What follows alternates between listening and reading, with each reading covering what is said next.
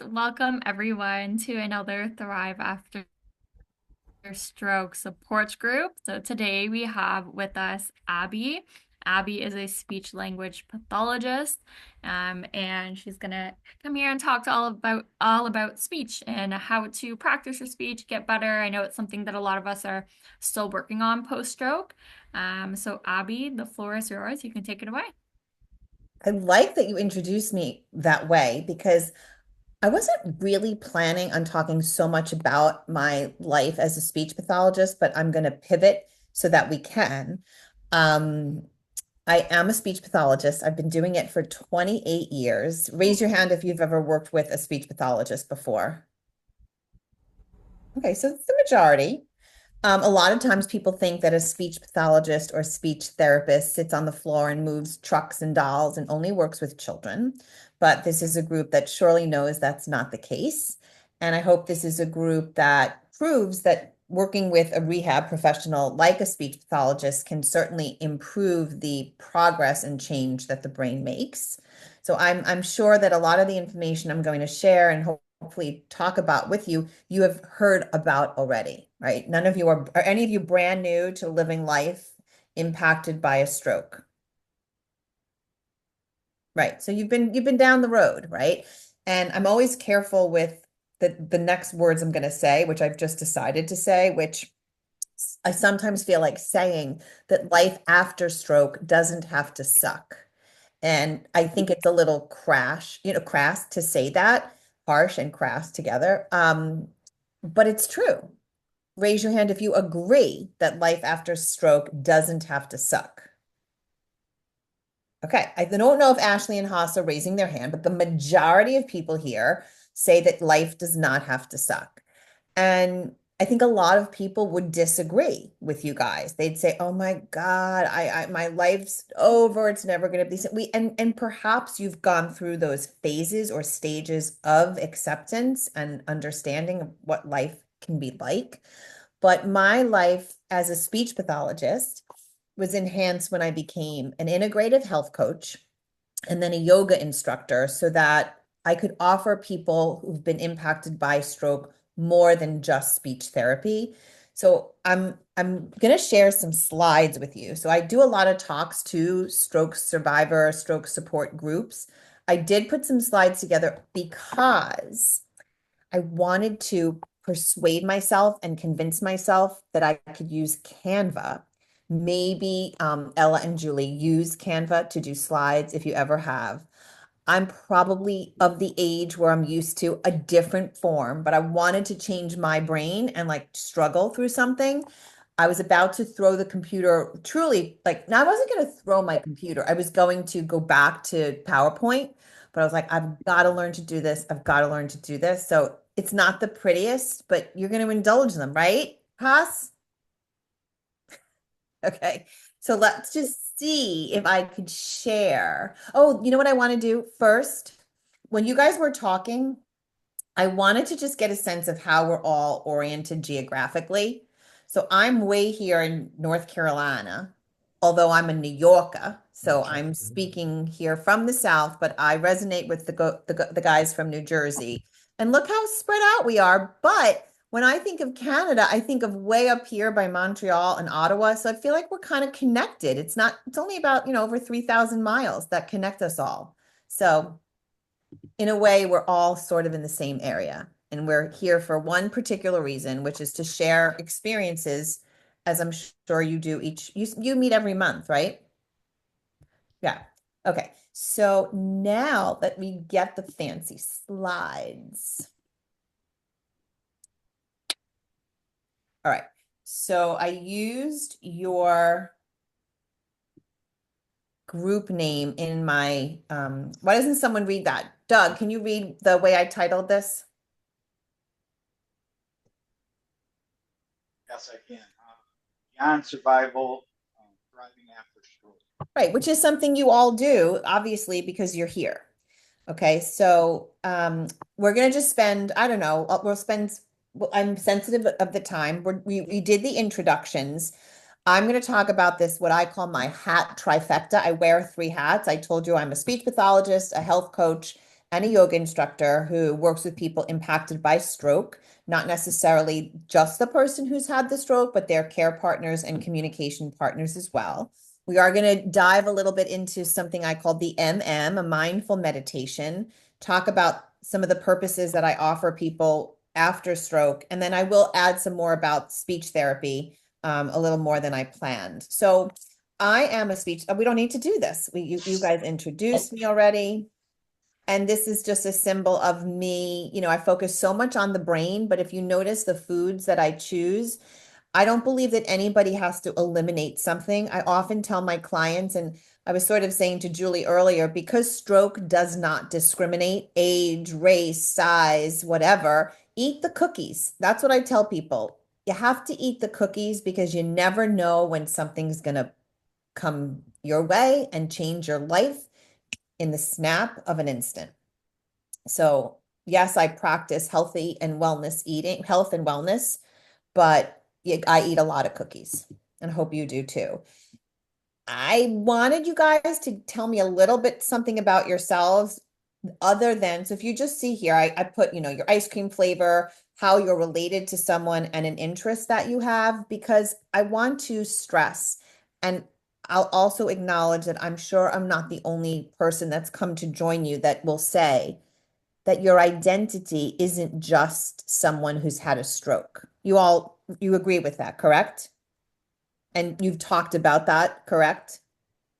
So when you think about introducing yourselves or telling someone about yourselves, it's my hope that the first thing that you think of isn't, I had a stroke, or I'm a stroke survivor, or can you believe what happened to me? That sure, it's part of you, but that there's more to your identity than that. So, hey, I'm so and so's husband, or I'm retired and I stopped working, whatever it is. So, just to stress that we could go around and talk about ice cream, but we'll use the time more wisely. So, here's this picture that I love to share with those. Can you relate to this feeling of this? Well, let's see, who can I pick on? Jay, how would you describe the picture on the right? You were muted. Stress. Okay, stress. Give me more. Anyone? I mean, I'm okay if you guys unmute yourself, but here's this person and he feels stressed. Why? Obligation. Things to do. What? One person? This is like a tidal wave of all this stuff coming right on top of one person. Well, And I'm sure whether you had a stroke or know someone that has, when the stroke shows up in your life and things settle in, all of a sudden, this huge tidal wave comes over you to think about all the things that you need to address in a similar way that you once did, or in a whole brand new version. And that takes a lot of adjustment, a lot of overwhelm, and a lot of acceptance and asking for help. And I work a lot on that process of working on helping people ask for help because that's hard. So I'm sure you can relate to that feeling of, wow, look at everything coming my way. How am I supposed to do that? I love that you said stress, because a lot of people hear that consistent high elevated stress levels don't help the function of our brain, our blood pressure, and our heart function. So we really want to reduce stress when we can. And Erin, how come can you read this? I can. I just have to move you. Hold on. I'm like, move people. Move us on over. Okay, it said stroke changes everything and it can still get better. And first I had the word but over here, but it can still get better. And I changed my mind because we shouldn't, it can, right? There's no but about it. It can. And I really believe, what do you think this picture, Claudio, refers to? This little diagram I chose. What's it emphasizing up here at the top? Thinking. Thinking. Anyone else have an idea? Processing. Processing, thinking, all of those things are done with our what? Starts with an M. Mind. Yeah, it starts with our mind, because mindset matters in such a huge way. And whether you're someone that knows about the growth mindset or if you've ever heard this term, I'm sure you have, it really is data driven and data proven that our mind that controls our thoughts has such an impact on our actions and our health. And it sounds woo woo. It's like, oh, come on, really? But truly, mindset matters. So we're in this room together because there are things we can control in our lives and there are things we cannot control. And I didn't write stroke on here, but the stroke was sort of out of your control. Whether or not you had healthy or unhealthy lifestyle habits, whether you had a stroke of luck and, in quotes, but we couldn't control it at the time. We can't control the things I've listed here. And you'll notice at the bottom, Charles, what's the fifth thing I said on the bottom? Other. We see your mouth moving. He's saying other people's thoughts. We Other cannot, people's thoughts. right? We can't control what someone else thinks about us, but we surely can control our own. What is in our control is where we are right at this moment, whether you came here under duress, whether you came to be amongst, friends to just share some ideas with. We can control our future, our thoughts, our actions, and our diet. And then these are just a few. I could talk at length for so many other reasons, about so many other reasons. So I'm going to put my first hat on. I told you I have a trifecta. So I'm going to put my yoga hat on and let you know that, let me take this off for a minute. Raise your hand if you've ever done yoga. Oh my goodness. The majority of us have done yoga. Aaron's like, not me. And Aaron, tell us truthfully, I'm sure you guys are very accepting of honesty here, right? When I say, have you done yoga? And you're like, why haven't you? Or what about yoga makes you turned away? If I'm being honest, I'm an amputee, so it feels just weird, Okay. kind of. That I really appreciate that. But you have other functioning limbs and body parts, correct? Yeah, Mhm. So I'm so glad I picked on you because sure. you're justifying. I'm like, see, things happen. You're justifying that yoga isn't just about those pictures that I put on that slide. People hear yoga and they think you have to stretch your arms out, you have to stand on your head, you have to do a back bend or stand on one leg. And I'm here to tell you that that's what I thought too.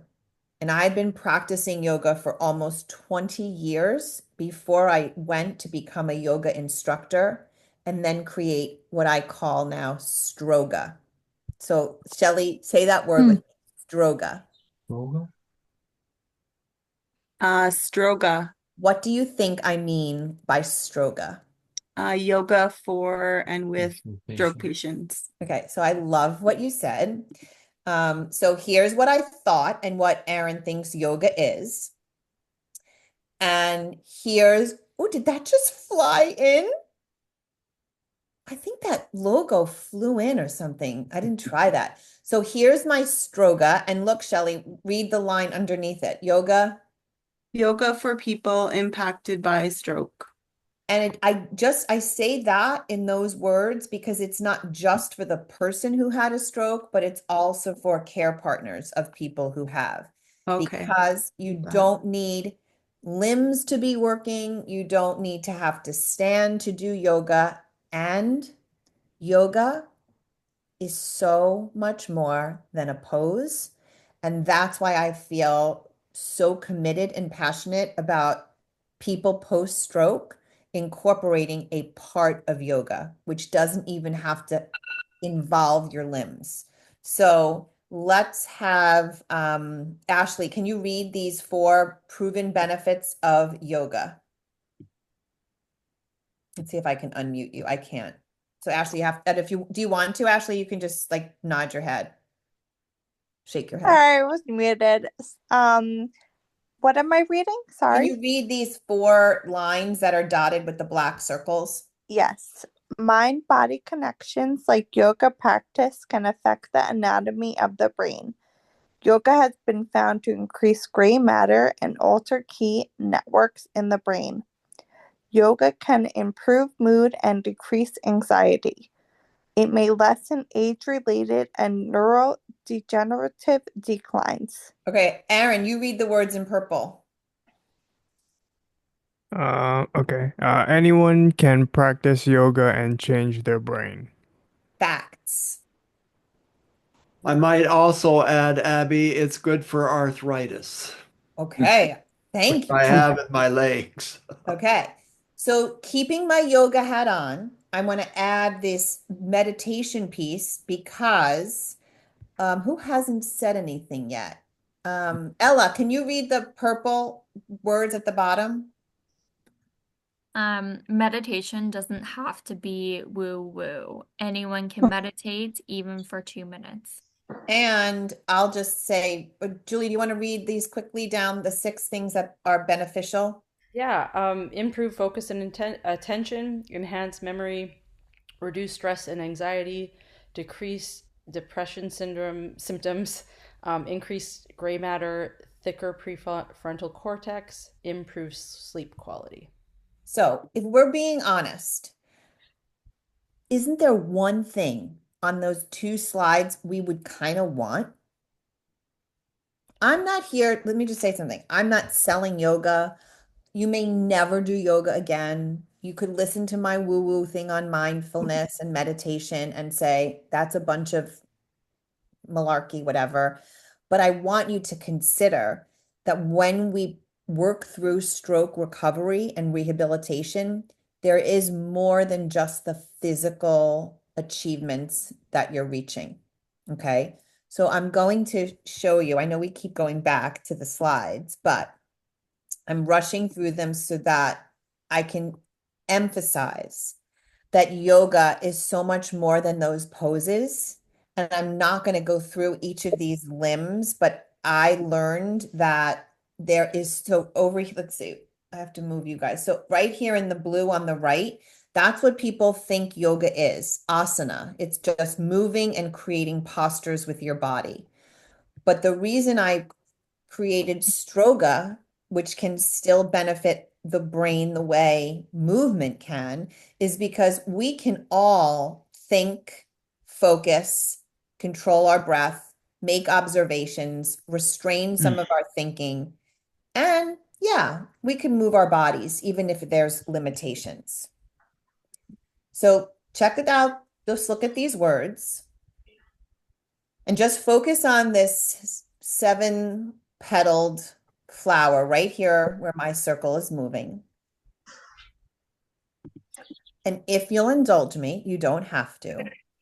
We're going to do a little practice of mindfulness meditation. So you can all mute your mics if you'd like. And if you're comfortable leaving your cameras on, you can do that. If you'd like to turn your cameras off, you can do that. But I'm going to guide you through positive effects on your brain. We could do it for 40 minutes. We can do it for 40 seconds. We're going to not do it for either amount of that time, but I'll stop at the right time for us all to just feel a touch of the benefit. Okay. If we were in the same room and if I was a little more technically prepared, I'd play some music, but I'm not going to attempt to do that unless someone wants to do it for me. But I want everybody to feel their feet as best as you can, 1 foot or both feet, on a surface beneath you. And if your legs are out in front of you, then focus on the heels, making contact with whatever you can. And then begin to perhaps flutter your eyes a little bit, and you can gaze downward or close your eyelids completely. And focus now on your pinky toe or your pinky toes. And think about the breath coming in through your nose And then when you exhale through your mouth or your nose, you're sending the breath way down to your pinky toe. And if air was a color, maybe you give it a color.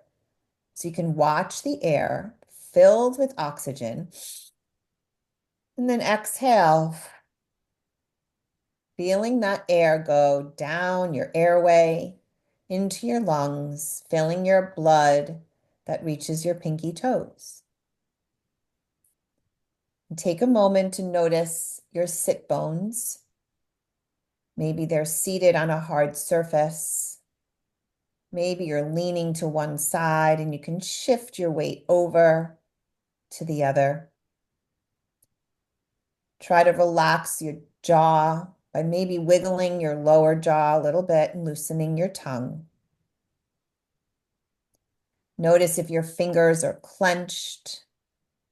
Can you maybe put your palms on your legs or something next to you so that your palms are facing up?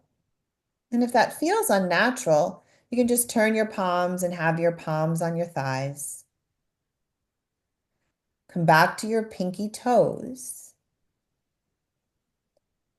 and notice the sense around you of utter silence. Listen for the quiet. And as soon as a word, a thought, or an image comes into your mind, come back to the sound of just your breath. A word will come into your mind. A thought will enter, because that's supposed to happen. And when it does, say hello to it. And then take an inhale. Take an exhale through your mouth this time.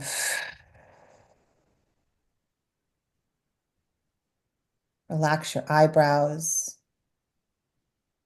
Think of all of the energy, even in these moments of stillness, that's being created by the power of your mind that's controlling your stillness and your breathing when you do it with intention. I'll keep my voice quiet for just a few seconds as you think about just the silence.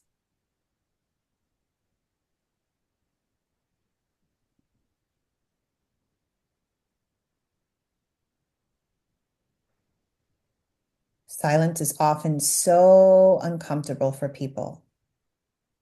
Stillness can be so uncomfortable.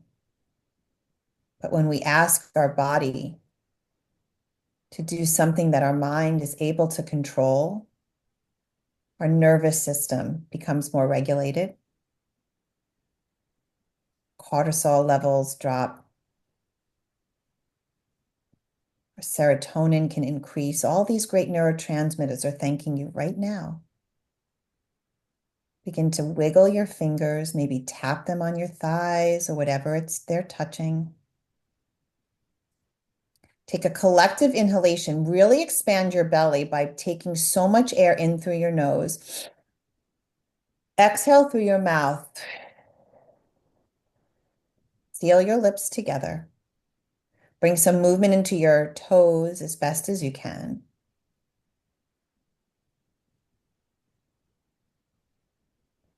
Have an image of your mind of something that really puts a smile on your face. When you have that image in your mind, begin to blink your eyes open if they're closed and just be in the moment back in the group. Notice your body. As I was guiding you, I was practicing. And I, who am filled with a lot of energy and movement, I felt a shift, even by my own words. So I hope in those brief moments of allowing someone to guide you and bring attention to parts of you that you may not normally do, you can find some sense of pranayama, one of the parts of yoga, breath, focus, concentration, and stillness. You've just done yoga, one part of it. Because yoga does include movement, I also want to encourage you For those of you that have a good dominant hand or one good hand, I want you to take your dominant hand, which is now the dominant hand. It may not have been dominant before, but just to reach it up as high as it'll go. So maybe your hand comes to your collarbone. Maybe your hand comes towards your jaw. Maybe your hand reaches up, extending the elbow so that it's not flexed, but that it's extended. And maybe you take that um, strong hand and place it behind your head and press your head into your hand and lean your head back, which is creating this back bend posture to give your heart more space, opening up your rib cage, letting your hand be carried really, really by your hand. Maybe even press your hand against your head and your head into your hand and feel that connection. And then bring your hand up with your head and bring your head back to neutral. If you have a weaker hand, I would take that stronger hand to the wrist or forearm or fingers of your weaker hand, if you can. And then with your stronger hand, bring your weaker hand just as high as it'll go. Maybe it comes to your belly button. Maybe it comes a little higher. See how much movement you can use in your good hand to take your weaker hand to a different level, because what that's doing. So in your case, Jay, I would take both hands up at the same time. In your case, Jay and Charles, I'd bring both hands behind your head. So when you can do something bilaterally, go for it. When your weaker arm needs assistance, it needs input. When you use your weaker arm, it sends signals to the opposite side of your brain. When I work with people who have communicate, you can all release your hands, bring your head back to neutral, and then keep your hands like this. We're all going to do this with one or two hands. All you're going to do is open and close your palms, and I'm going to count us for 10, 9, 8, 7, 6. Feel the back of your hands. 5, 4, 3, 2, ow, and 1. You will feel that in the top of your hands. For anyone that does typing or really working that weaker hand a lot, you can get some cramping or tension in your wrists. So that opening and closing is painful, but good for that small motor movement. When you move the weaker side, I think you all know this, the weaker side is controlled by most often by the opposite side of your brain. So a lot of clients who I work with have aphasia or dysarthria or trouble articulating their words because they've had a stroke on the left hemisphere. And the left hemisphere controls the right side. So I often encourage people to just give that weaker side, in their case, it would be their right, to give it some recognition, daily recognition, moving it around with the stronger hand to bring impulse and attention to it. And I'm sure you've discussed that in other groups, but I'm letting you know that in yoga, we do that too. You can use the stronger limb to help another limb. So let's just do one other little, not movement per se. If people were able to stand easily, if we were on a chair, I want to assure you that we could be doing chair yoga, any kind of assistance with or without the wall. So know that the asana, the movement practice, can be achieved using modifications.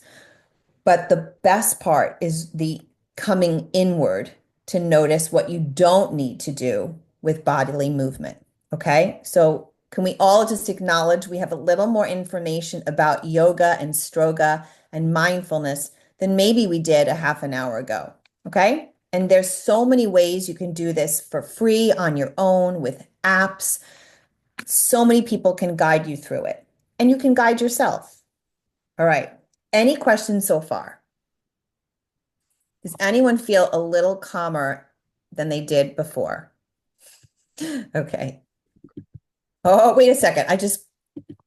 Aaron, what'd you say?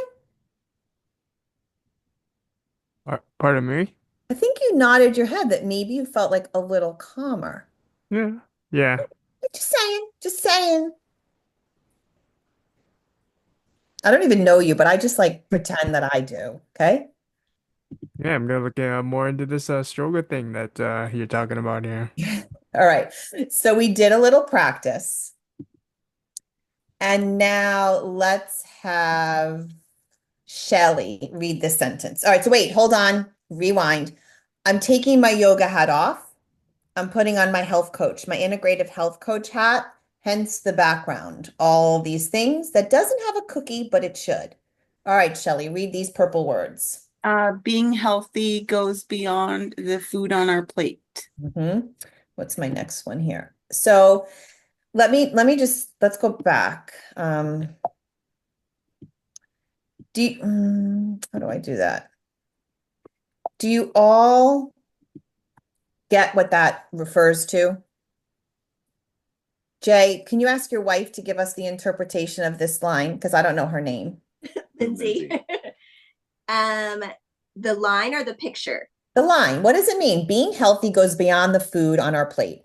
Well, it's more than just what you're eating, but that's a big part of it. It's when you're eating, how much you're eating, the reasons why you're eating. Some of us feed every emotion.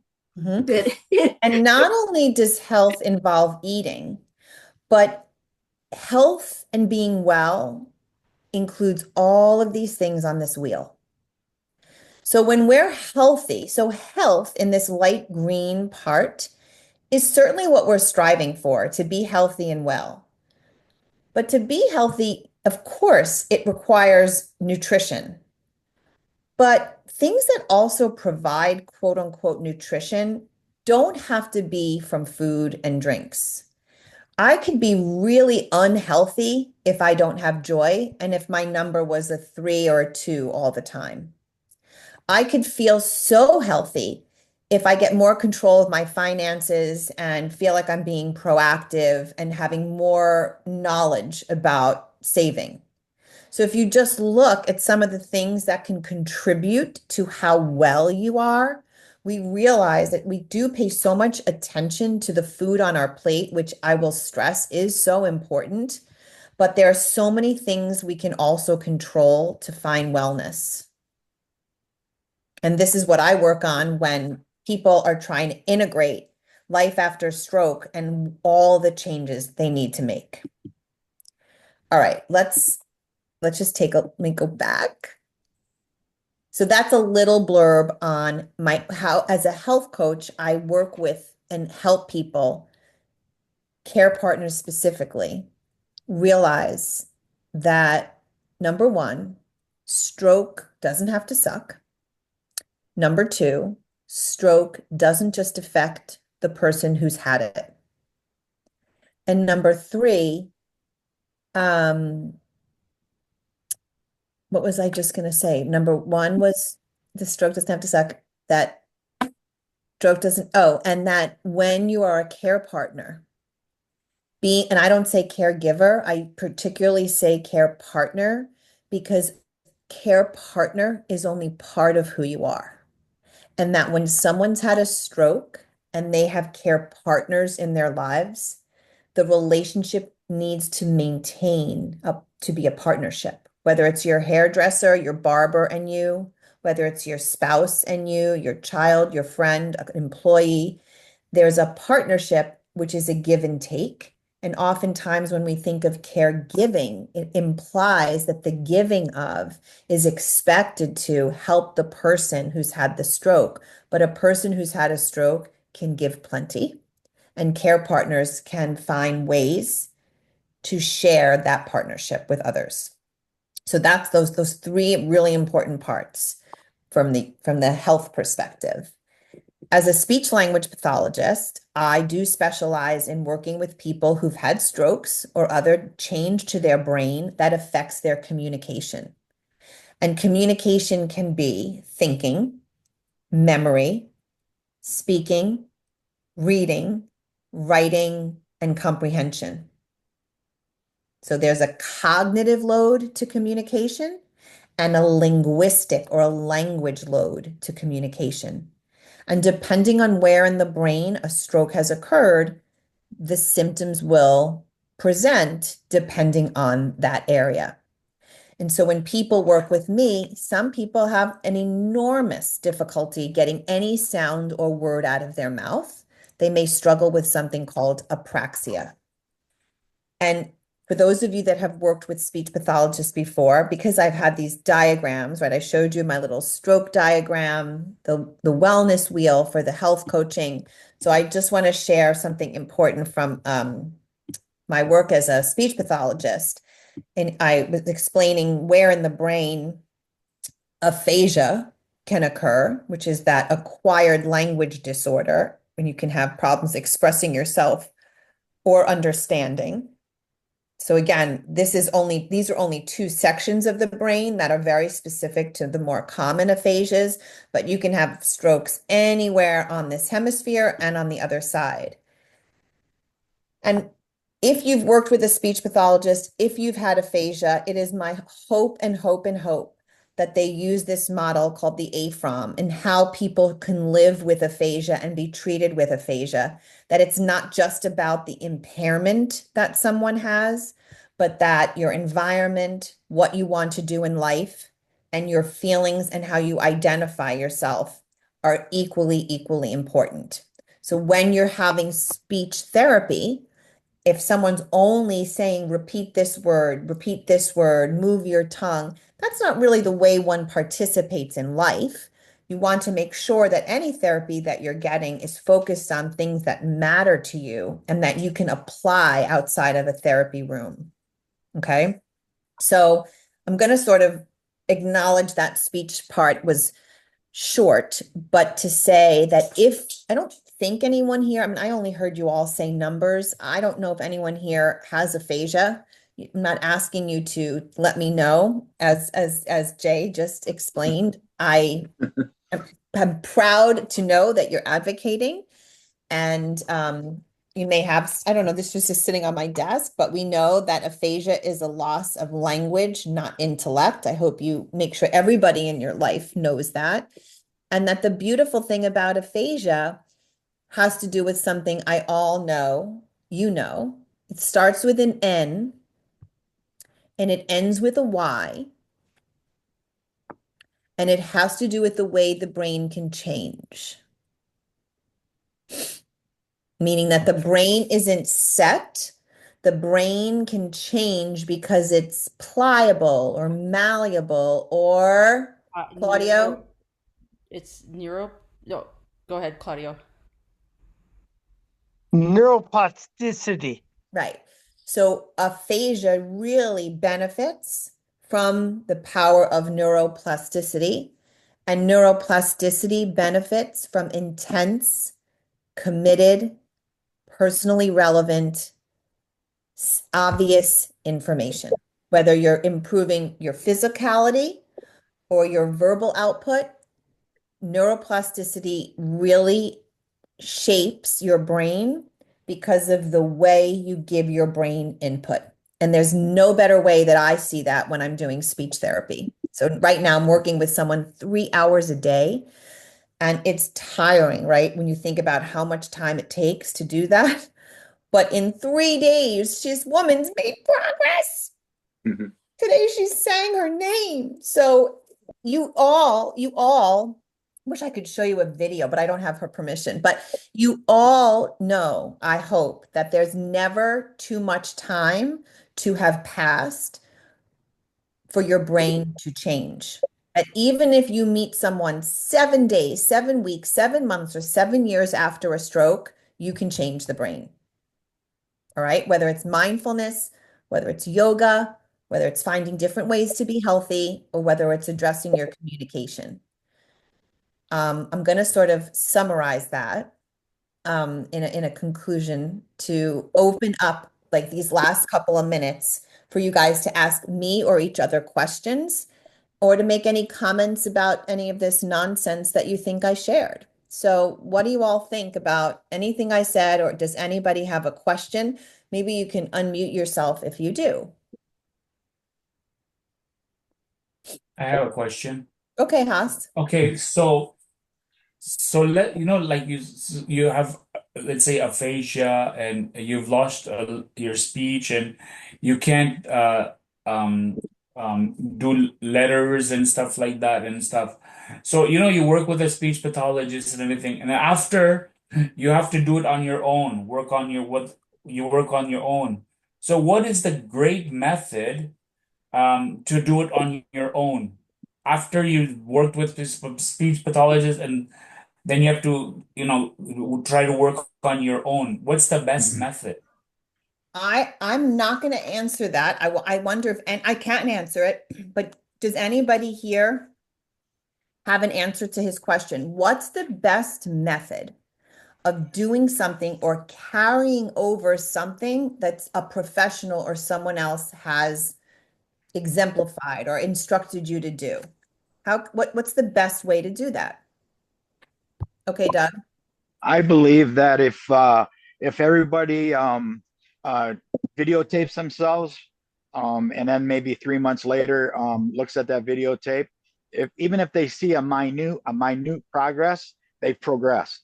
So right now I'm living life as Doug 2.0. I know that I can live life as Doug 2.0 and have a great life. So I think if people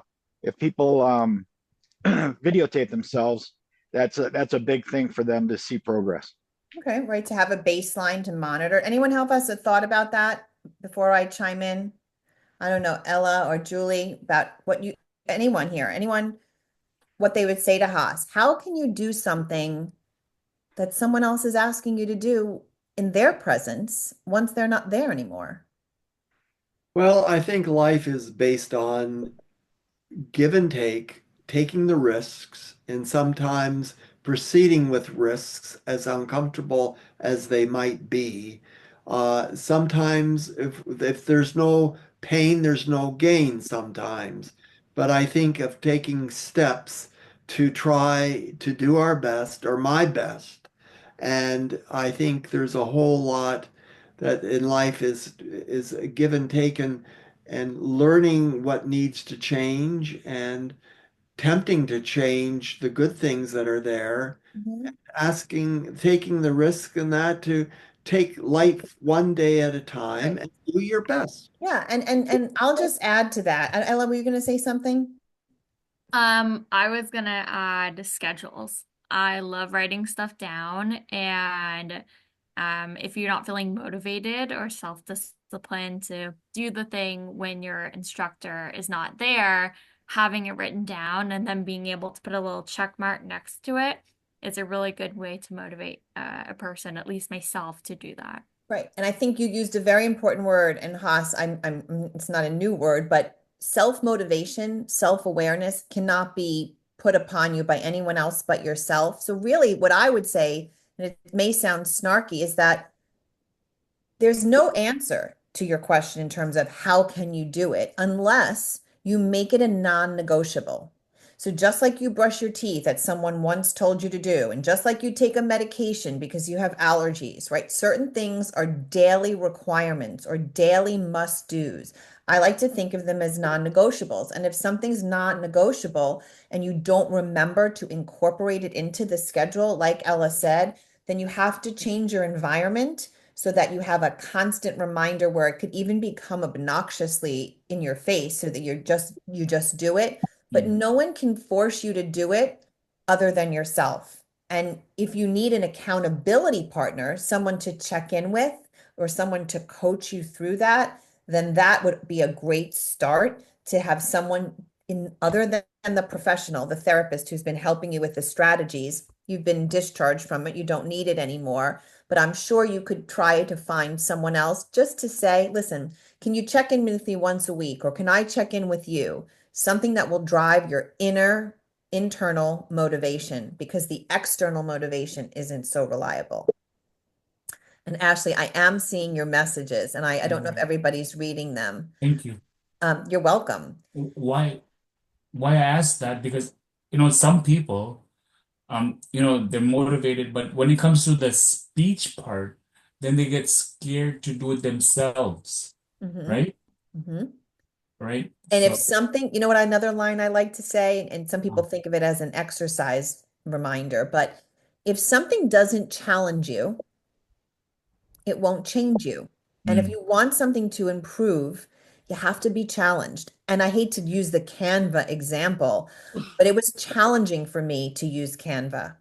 And for some reason, not that I wanted to change my way of doing presentations. I may never use Canva again, but I did it because I had motivation. And I shouldn't have done it because it wasn't a good use of my time. But I had that inner drive. And that's not something anybody put into me but my own thought. So I really appreciate your honesty. And I assume you have worked with someone before who's given you more of a plan or a schedule and a Oh, way to yes, report yes. back. But And I sometimes, think, when you have to do it yourself. right, but if you do it yourself and you Yeah. regress, so Yeah. if you notice, if anyone's noticing that there's been this upward, I don't know if I'm mirroring you or not, but if there's an upward slope Mhm. and then something changes to cause either like, no, no, no, something's changing, it's not Yeah. getting better, that's a sign to say, what can I change or what do I need to do to get Right. it back to where I know it can be and even beyond? Right. I think. So, anyway.